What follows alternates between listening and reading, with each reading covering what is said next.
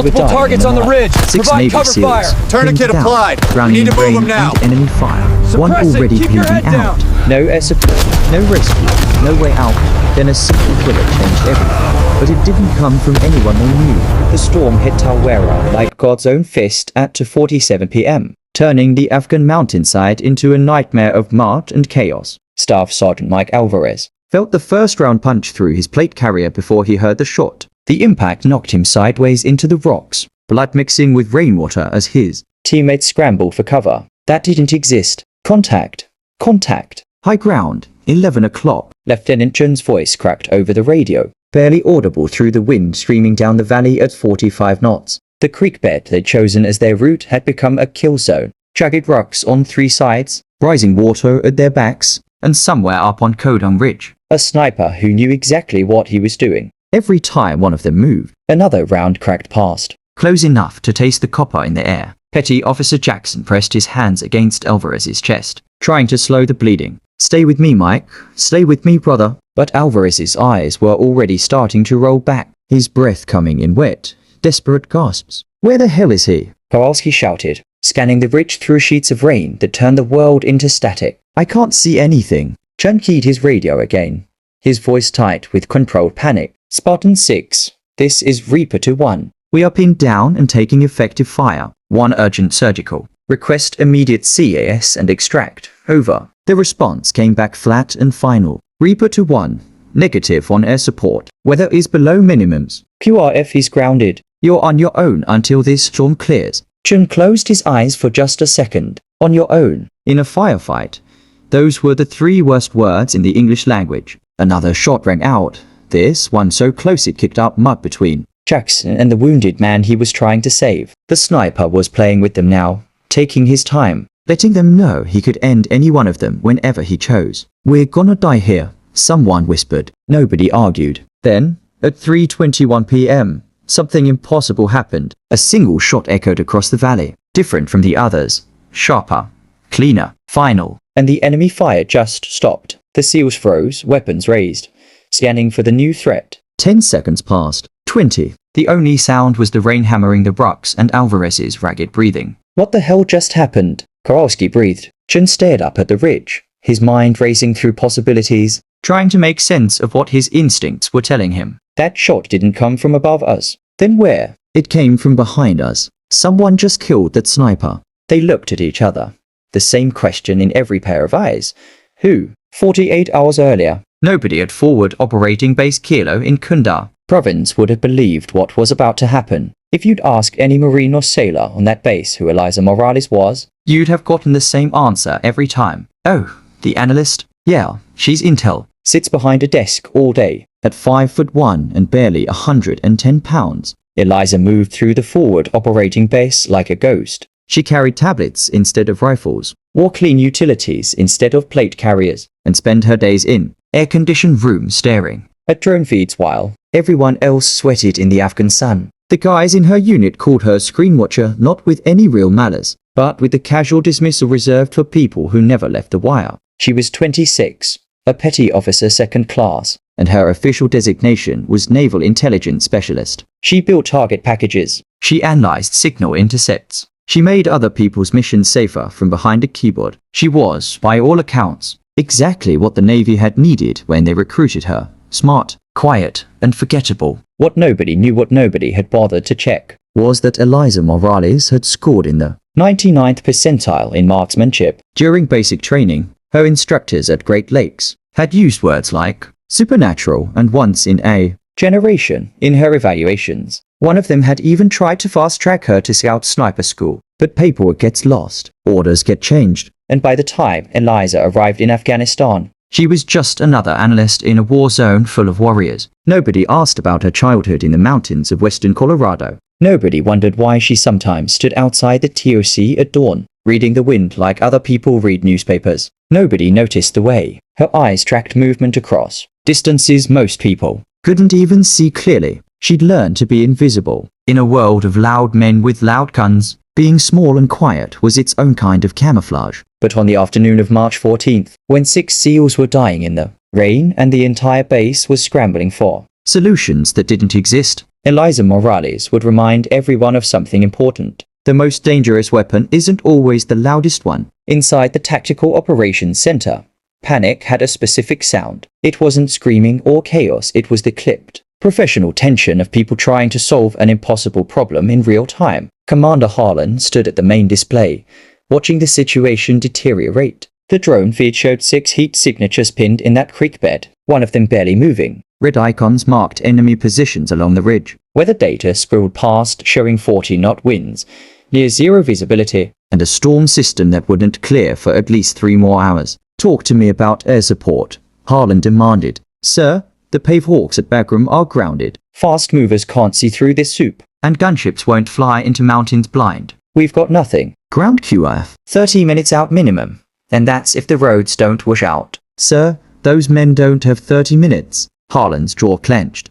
He'd been in the Navy for 23 years, and he'd never felt more helpless than he did right now, watching good men die while he stood in an air-conditioned room drinking cold coffee. Eliza sat at her station in the back corner, barely visible behind her monitors. She'd pulled up 3 different feeds, the drone's infrared overlay, a topographical map of the ridge, and real-time weather data from the portable sensor she'd helped plant last month. Her fingers moved across the keyboard, calculating distances, angles, wind speeds. Her mind was somewhere else entirely, standing in snow at age 12, her father's hand steady on her shoulder, teaching her to see what the wind was doing before it showed itself. The problem is the high ground, she said quietly. Nobody heard her. She said it louder. The problem is the sniper on the ridge. Lieutenant Daniels glanced back, irritated. We know that, Morales. We can't get to him. I can. The room went silent. Every head turned. Daniels actually laughed a short, disbelieving bark. You can what? Eliza stood up, and for the first time since arriving at Fob Kilo 6 months ago, she let them see something she'd kept carefully hidden. She walked to the main display and pointed at a specific outcropping of rock. He's here. Elevation 4,700 meters. Range to our team approximately 2,300 meters.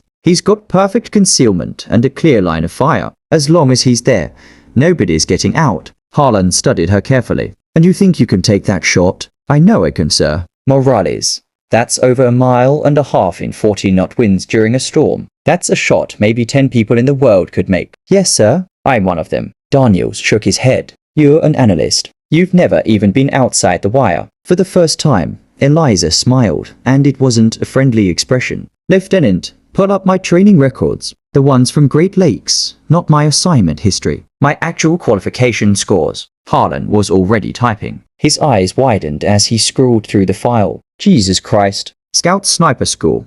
Camp Pendleton. Graduated top of class. Instructor recommendations for advanced placement. He looked up at her. Why the hell are you riding a desk? Because I'm good at that too, sir. But right now, those men don't need someone who's good at intelligence analysis. The commander studied her for a long moment. Outside, thunder rolled across the mountains. On the screen, one of the heat signatures was getting dimmer. They were running out of time. What do you need? Harlan asked. A rifle, a clear path to high ground, and everyone to stay out of my way. Harlan nodded once. Do it. Eliza turned and walked toward the armory. Behind her, she heard Daniel start to protest, but Harlan shut him down with 2 words.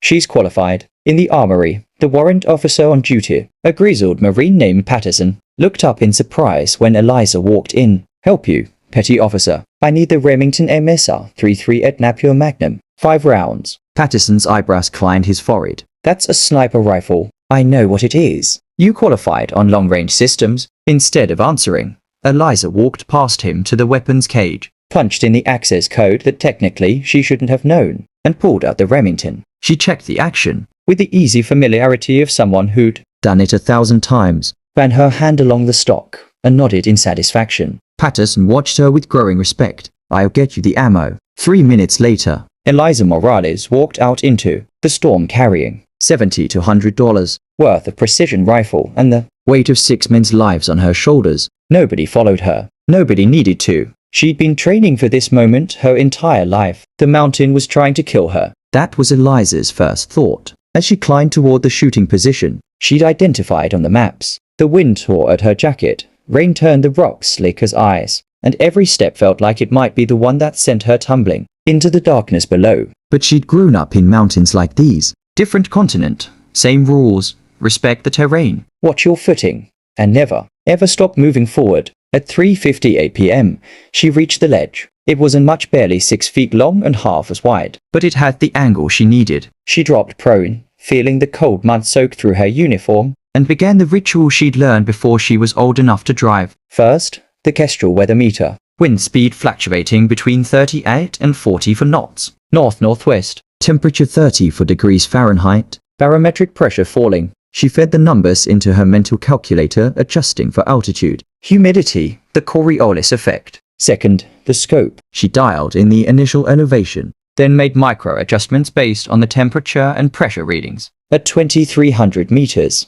every variable mattered. A single degree of miscalculation meant a miss by 3 feet. Third, the breathing. In through the nose, out through the mouth, feeling her heart rate slow from the climb. This was what her father had taught her in the Colorado snow, before the cancer took him, before she joined the Navy to escape the memories. Your heartbeat is the enemy, he told her. Learn to shoot between the beats. At 4:14 p.m., she spotted him. Through the scope, magnified 25 times, she could see the enemy sniper's position. He was good, she'd give him that. Tucked into a natural pocket in the rocks. Only the slightest hint of movement giving him away. But Eliza had been hunting since she was 10 years old, and she knew what to look for. The unnatural stillness, the geometric lines that didn't belong in nature, the faint heat shimmer of a body in position. She keyed her radio. Reaper to 1.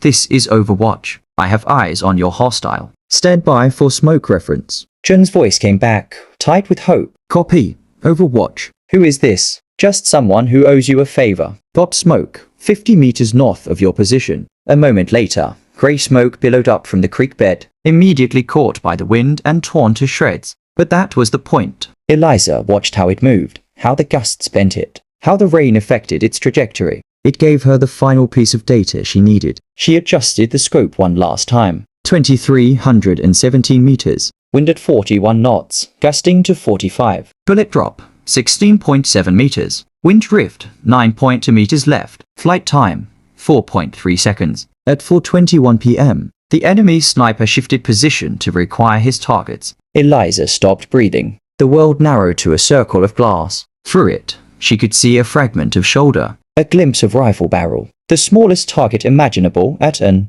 impossible distance in conditions that should have made the shot impossible. Her father's voice echoed in her memory. Don't think, feel. You already know how to do this. She felt her heartbeat, once, twice. Between the second and third beat, she squeezed the trigger. The rifle kicked gently against her shoulder. The suppressor turned the shot into a sharp crack that was immediately swallowed by the storm. Through the scope, she watched the vapor trail from the bullet, saw it arc up and then begin its long descent, fighting the wind every inch of the way. 4.3 seconds. An eternity. Then, 2,317 meters away, the enemy sniper's head snapped back and he collapsed, like a puppet with cut strings. Eliza chambered another round immediately, breathing again, scanning for threats. 5 seconds.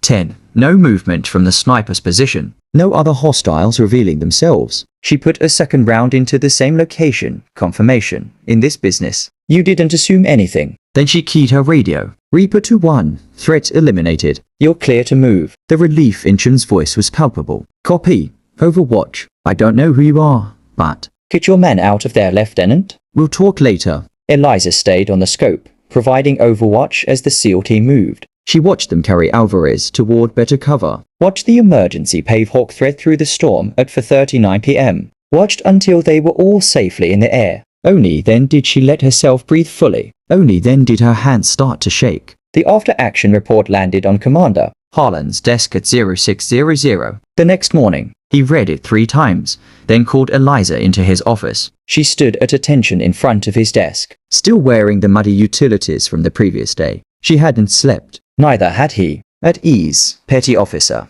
Harlan leaned back in his chair, studying her. Do you know what you did yesterday? I made a shot, sir. You made an impossible shot, in conditions that would have stopped anyone else. And you saved 6 men's lives. He paused. Sergeant Alvarez is going to make it, by the way. Full recovery expected. For the first time since this whole thing started, Eliza's composure cracked. Just for a second, just long enough for Harlan to see the relief flood her eyes. Thank you for telling me, sir. I am putting you in for a commendation, and I'm recommending your immediate transfer to Special Operations Support. He pushed a folder across the desk. Your talents are wasted behind a computer screen, Morales. Eliza picked up the folder, flipped through it. Orders. New assignment. A chance to do what she'd been trained for instead of what she'd been stuck with. Sir, can I ask you something? Go ahead. Why did everyone assume I couldn't do this? My qualifications were in my file the whole time. Harlan sighed. Because people see what they expect to see. They saw a small woman with an intelligence rating,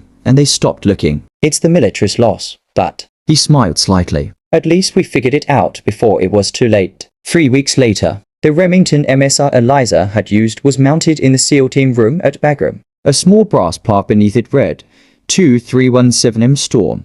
1 shot. Pota East, Morales. When Eliza walked into the team room for the first time in her new assignment, the entire platoon was there. Lieutenant Chen stepped forward and extended his hand. Welcome to the team, Petty Officer. Behind him, Sergeant Alvarez, still healing but alive, nodded at her. Thanks for the save, Screenwatcher. She smiled. It's just Eliza now. No, Chen said quietly. It's not. From now on, your call sign is Ghost. She raised an eyebrow. Ghost? Because nobody sees you coming. And by the time they do, it's already over. The room erupted in nods and quiet affirmations. These were men who didn't give respect lightly, who'd seen too much combat to be impressed by anything less than genuine skill, and they were looking at her like she was one of them. Because she was. She always had been. The sun hadn't yet broken over the sniper range at Fort Benning. At 0715, the morning light was soft and golden, casting long shadows across the berms where a new class of students was learning what it meant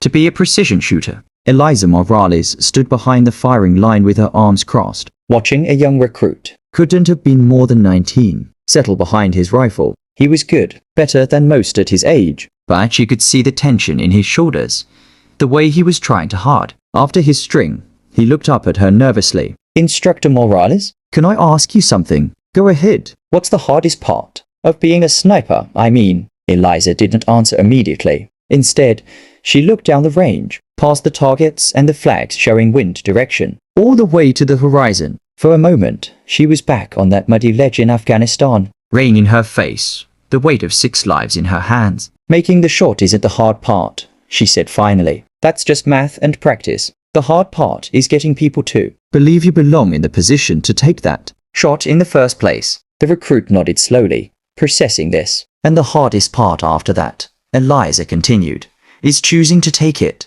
Not because someone ordered you to. Not because it's your job, but because you know in your bones, in your soul, that you're the only one who can. And if you don't, good people die. She let the silence settle for a moment, heavy and real. Nobody trains you for that weight. Nobody can. You either carry it, or you don't. The young recruit stared at her with new understanding in his eyes. Eliza smiled, small, honest, and hard-earned. Now get back on that rifle. You've got 3 more strings before lunch, and I expect to see better groupings than that last set. As the kid scrambled back into position, Eliza looked up at the sky, clear, calm, perfect shooting weather. She thought about that storm in Tawera, about the impossible shot that had changed everything, about the girl from Colorado who'd learned to shoot in the snow with her father, never imagining where those lessons would lead, about how sometimes the quietest people carry the loudest voices, and about how the most powerful weapon isn't the rifle, it's the person who knows exactly when to use it. Somewhere in the distance, a shot rang out, clean, final, perfect. Eliza nodded in approval and got back to work. If this story moved you, if it reminded you that heroes don't always look like what we expect, hit that like button. Subscribe to Silent Warriors for more stories about the people who changed history from the shadows. Because the best warriors aren't always the loudest ones. They're the ones nobody saw coming.